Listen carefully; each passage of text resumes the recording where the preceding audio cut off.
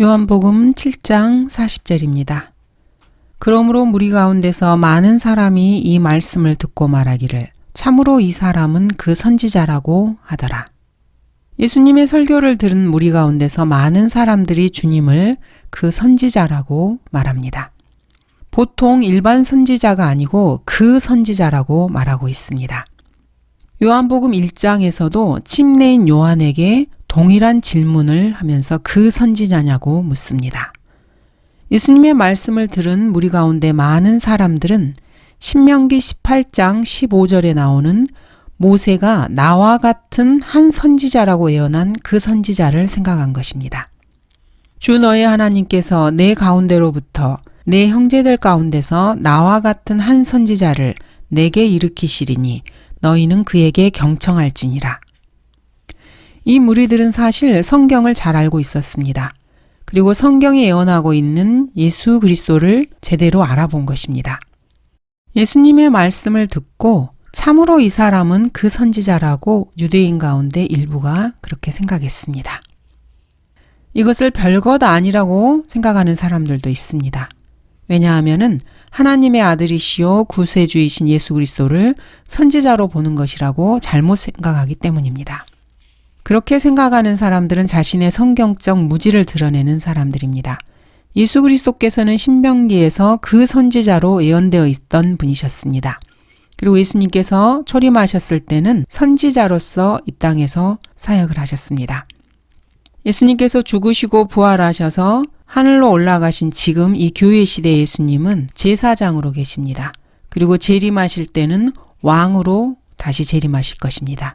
이렇게 예수님께서는 선지자, 제사장, 왕의 타이틀을 가지고 계십니다. 41절 다른 사람들은 말하기를 이 사람은 그리스도라고 하나 또 어떤 사람들은 말하기를 그리스도가 갈릴리에서 나올 수 있느냐. 성경의 그리스도는 다윗의 씨에서 나오며 또 다윗이 살던 고을 베들레헴에서 나온다고 말하지 아니하였느냐고 하더라.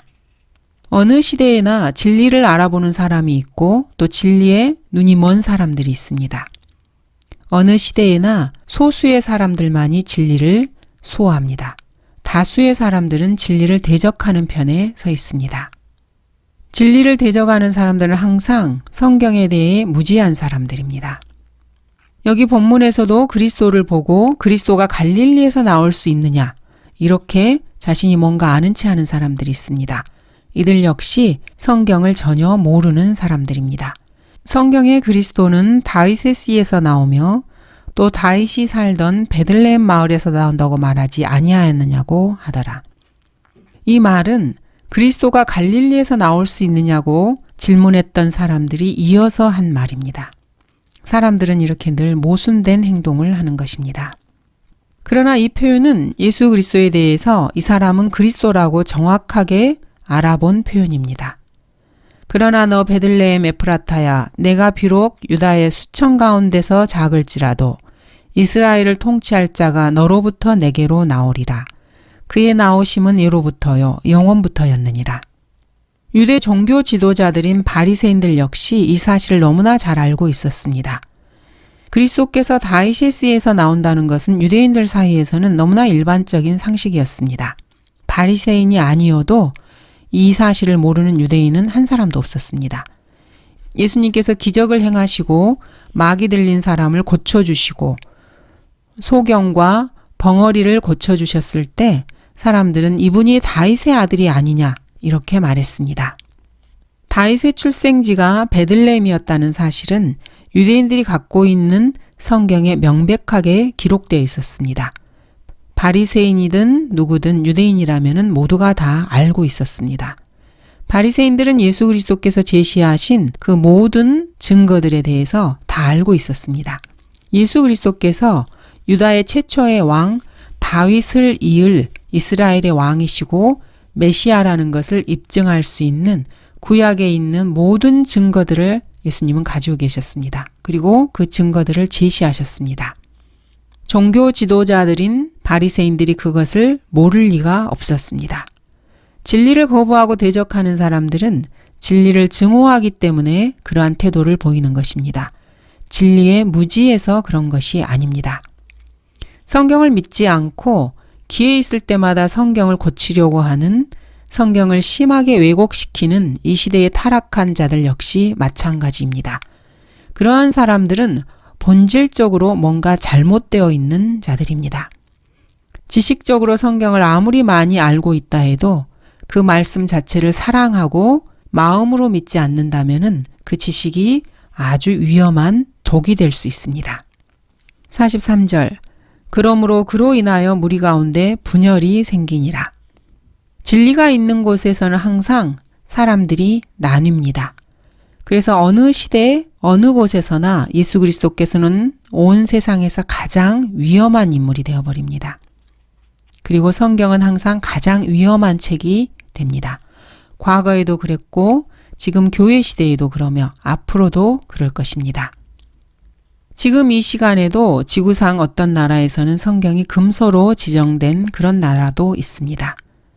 왜 그렇겠습니까? 성경은 인류에게 가장 위험한 책이기 때문에 그렇습니다. 성경의 주인공은 주 예수 그리스도이십니다.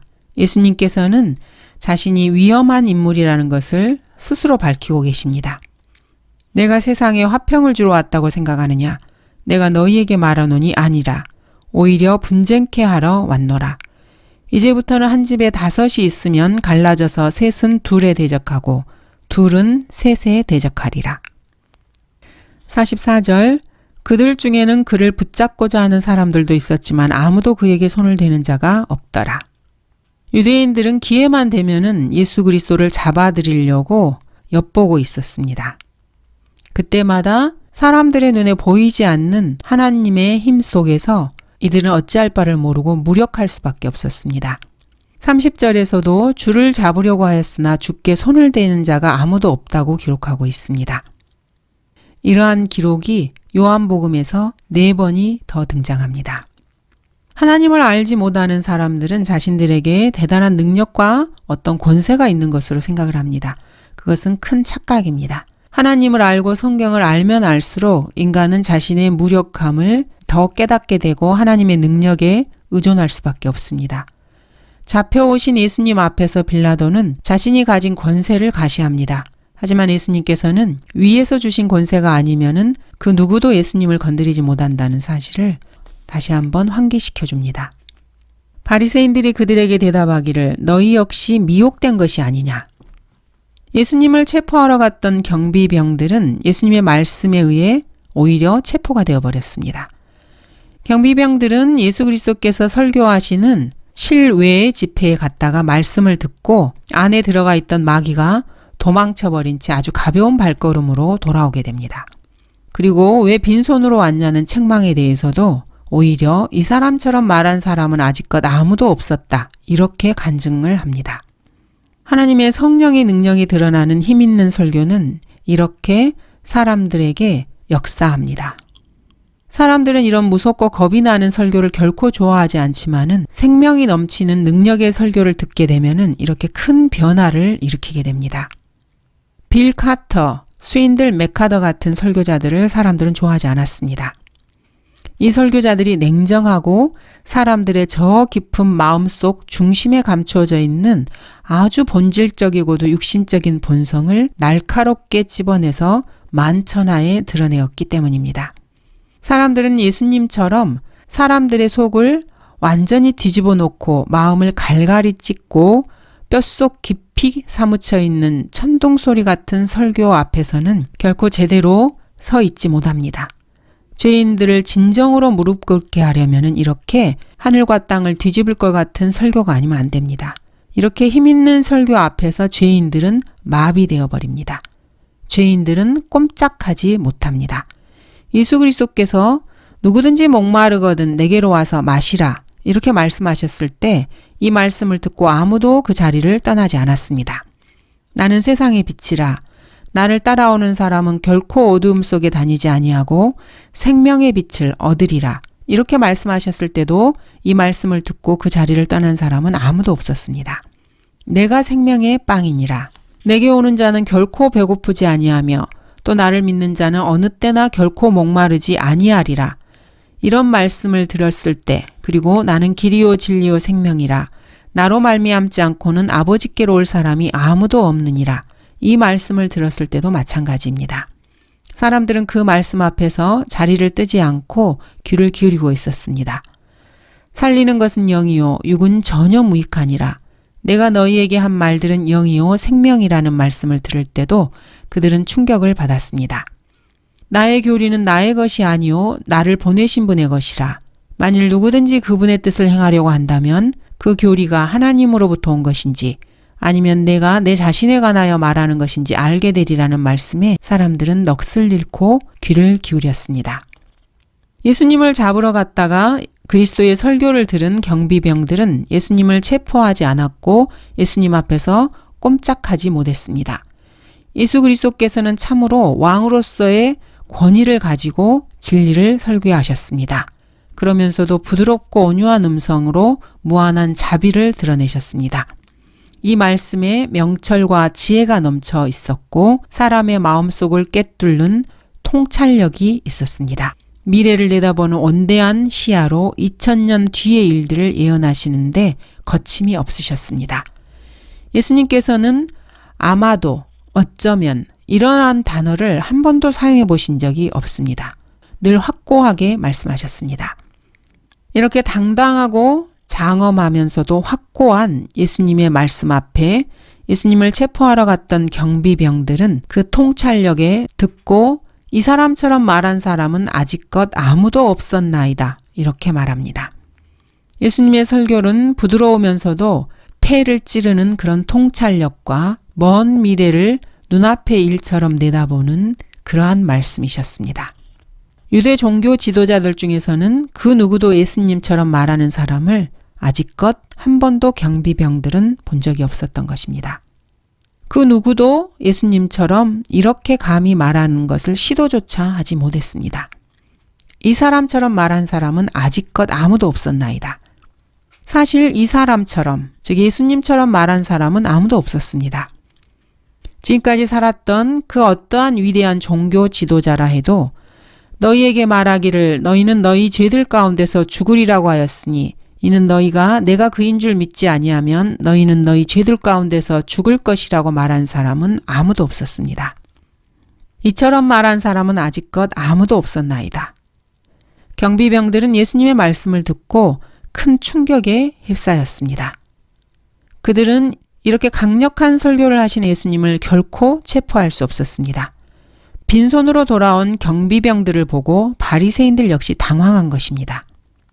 정상적인 양심을 가진 사람이었다면 바로 즉시 사실을 사실대로 인정하고 상황을 바르게 파악하고 자신의 잘못된 생각을 벗어 던질 수도 있었습니다.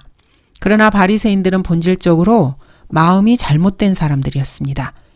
예수 그리스도를 대적하는 자들은 본질적으로 다른 누군가의 영에 의해서 철저하게 조종되고 있는 사람들입니다.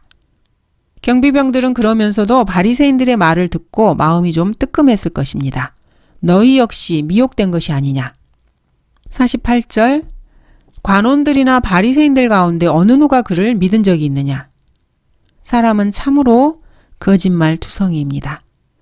인간이 얼마나 위선적인가를 보여주는 말씀입니다. 대제사장들과 바리새인들은 빈손으로 돌아온 경비병들에게 지금 책망을 하고 있습니다. 그러나 이들이 하는 말은 거짓말입니다. 요한복음 12장 42절은 그럼에도 불구하고 상급 관원 중에서도 많은 자가 주를 믿었으나 바리새인들 때문에 그들이 주를 시인하지 못하였으니 이는 그들이 회당에서 출애당하지 않기 위함이라고 기록하고 있습니다. 공개적으로 드러내지는 못했지만 관원들 중에서도 많은 상급 관원들이 주님을 믿었다고 기록하고 있습니다. 그런데 그런 일이 전혀 없는 것처럼 이들은 거짓말을 하고 있습니다. 관원들이나 바리새인들 가운데 어느 누가 그를 믿은 적이 있느냐? 많은 상급 관원들이 예수님을 믿었습니다. 아주 많은 사람들이 말입니다. 바리새인들은 이 사실을 감추고 싶었던 것입니다. 그래서 주님을 믿는 자가 아무도 없는 것처럼 이렇게 거짓말을 하고 있습니다. 바리새인들 역시 많은 사람들이, 그것도 상급 관원 중에서 많은 사람들이 예수님을 믿었다는 사실을 잘 알고 있었습니다. 그러나 자신들의 이익을 위해서 자신들의 입장을 고수하기 위해서 이렇게 서슴없이 거짓말을 하고 사실을 은폐하고 있는 것입니다. 이게 바로 인간성의 본질입니다. 바리새인들 중에서도 니코데모 역시 예수님을 믿었습니다. 이러한 사실을 감추고 싶어 하는 것입니다. 49절 그러나 율법을 모르는 이 무리는 저주를 받은 것이라고 하더라. 바리새인들은 또 거짓말을 합니다. 율법을 모르는 사람이 저주받는 것이 아니고 율법을 아는 사람이 저주를 받습니다. 율법을 통해서 죄를 알게 됩니다. 율법은 사람들에게 죄가 있다고 정죄합니다. 구약의 율법은 말라키 4장 6절에서 저주로 끝을 맺습니다. 그리스도께서 그 저주가 되셔서 율법의 저주를 마무리하시고 끝맺으셨습니다. 그리스도께서 우리를 위하여 저주가 되셔서 율법의 저주로부터 우리를 구속하셨으니 기록되기를 나무에 매달린 자는 누구나 저주받은 자라고 하였도다. 이렇게 성경은 말씀하십니다. 율법을 아는 것. 율법을 안다는 것은 자신이 죄인임을 아는 것입니다. 이것이 바로 저주인 것입니다. 이것이 바로 인간에게 내려진 저주인 것입니다. 율법을 통해서는 그 누구도 완벽하게 의로워질 수 없다는 것을 율법 자체를 통해서 인간은 배워야 합니다. 50절 그때 니코데모가 그들에게 말하기를 그는 그들 중에 한 사람으로 밤에 예수께 왔던 자라. 우리의 율법이 먼저 당사자로부터 들어보고 그가 하는 일을 알기도 전에 아무나 심판하는 것이냐고 하니 바리새인들은 앞에서 관원들이나 바리새인들 가운데 어느 누가 그를 믿은 적이 있느냐 이렇게 거짓말을 하고 있습니다. 그러나 본문에 따르면 최소한 한 사람은 예수님을 믿은 사람이 있었습니다. 바로 니코데모였습니다. 요한복음 3장에서 니코데모는 밤에 예수님을 찾아왔습니다. 은밀하게 아무도 자신을 보지 못한 그런 상황에서 예수님을 찾아온 것입니다. 이 니코데모가 여기에서 나서서 그가 하는 일을 알기도 전에 아무나 심판하는 것이 우리의 율법이냐고 당당하게 질문합니다. 이러한 이의를 제기하는 것은 지극히 상식적이고도 이성적인 태도입니다. 사도 바울 역시 사내들인 공회에서 이와 유사하게 이의를 제기한 적이 있습니다. 사람들을 시켜서 바울의 입을 치라고 명령했던 대제사장 아나니아를 향해서 바울은 이 회칠한 벽이여 하나님께서 당신을 치시리라. 당신이 율법에 따라 나를 심판하려고 앉아서 율법을 거역하여 나를 치라고 명령하느냐 이렇게 말을 합니다. 니코데모와 바울은 율법을 하늘처럼 떠받드는 사람들을 향해서 그래 좋아 어디 율법대로 한번 해볼까? 그래 율법은 무엇이라고 말하고 있지? 이렇게 덤비는 것이었습니다. 두세 사람의 증인이 필요합니다. 율법에 따르면 말입니다. 니코데모의 말은 절대적으로 옳은 말이었습니다. 율법은 사람이 죄를 지은 혐의가 있다 해도 그 사람을 벌하기 전에 반드시 두세 사람의 증인의 말을 먼저 들어보고 결정을 해야 하는 그런 엄격한 규정이 있었습니다. 신명기 19장 15절입니다. 한 사람이 지은 어떤 죄에 있어서도 그 죄악이나 죄에 대해 한 증인은 일어서지 말 것이요. 두 증인의 입이나 세 증인의 입으로 그 문제를 결정지을지니라. 또한 거짓 증거를 하는 증인들에게는 엄격한 벌을 가할 것을 규정해 놓고 있는 것이 바로 율법이었습니다. 만일 거짓 증거하는 자가 일어나서 어떤 사람이 잘못하였다고 그 사람을 대적하여 증거하거든 그때에는 시비하는 두 사람이 주 앞과 그 당시의 제사장들과 재판관들 앞에 설 것이요. 그 재판관들은 충실히 조사할지니 보라 만일 그 증언이 거짓 증거이고 자기 형제에게 거짓으로 증거하였다면 그때 너희는 그가 그의 형제에게 행하려고 생각했던 대로 그에게 행하여 너는 너희 가운데서 악을 제할지니라. 그리하여 남은 자들이 듣고 두려워하여 그 후부터는 너희 가운데서 그런 악을 더 이상 범하지 아니하리라. 율법은 그렇게 허술한 법이 아니었습니다. 이 원칙에 따라서 니코데모는 율법대로 일을 처리하고 강력하게 이 일을 제기하고 나섰습니다.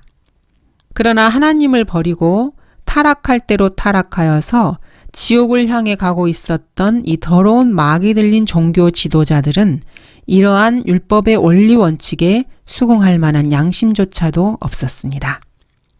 52절 갈릴리에서는 어떤 선지자도 나오지 않는다고 했으니 유대교 종교 지도자들은 구약 성경 기록들을 잘 알고 있었음에도 불구하고 마귀의 앞잡이가 되어서 주 예수 그리스도를 제거하고자 하는 일에만 온통 마음이 쏠려 있었습니다. 사실 이것을 정신병이라고 불러도 될 지경입니다. 영적 분별력은 물론 자신들이 그렇게도 높이던 율법마저 잊어버리고 모든 일에 감정적인 반응을 나타내 보이고 있습니다. 열왕기 하에서는 선지자 요나의 출생지가 갈릴리라고 기록되어 있습니다. 그런데도 갈릴리에서는 어떤 선지자도 나오지 않는다고 자신들이 그렇게 떠받들던 모세와 율법마저도 부인하고 있는 것입니다. 이들의 이성은 완전히 마비되었고 지성마저도 정지 상태가 되었습니다. 그가 이스라엘의 지경을 하맛 입구에서부터 평온의 바다까지 회복하였으니 가드에펠 사람, 아미테의 사람, 주의 종 선지자 요나의 손을 통해 말씀하신 이스라엘의 주 하나님의 말씀대로 되었더라. 열왕기하 14장입니다. 가드에펠 사람 아미테의 아들 요한은 갈릴리 출신의 선지자였습니다. 바리새인들은 이렇게 거짓말을 한 것입니다. 그리하여 각자 자기 집으로 돌아가더라. 예수 그리스도께서는 예루살렘 한복판에서 바리새인들을 완전히 뒤흔들어서 분열시켜 버리셨습니다. 사람들은 모두 각자 자기 집으로 흩어지게 됩니다. 이렇게 예수 그리스도의 말씀이 전파되고 예수님께서 제시되는 곳에서는 사람들이 분리하게 됩니다. 그 말씀을 믿고 예수님 앞에 부복하든지 아니면은 예수님을 제거하기 위해서 혈안이 되어서 거짓말을 하고 더욱더 마귀의 종이 되어가는 사람들이 있습니다. 여러분은 어느 편에 설 것인지 결정하시기 바랍니다. 순수한 하나님의 말씀에 있는 대로 예수님을 믿고 말씀대로 살 것인지 아니면 자신의 육신의 생각대로 말씀을 거부하고 더욱더 악해져서 그 말씀을 짓밟고 공격할 것인지 그것을 선택해야 하는 기로에 서 있습니다. 감사합니다.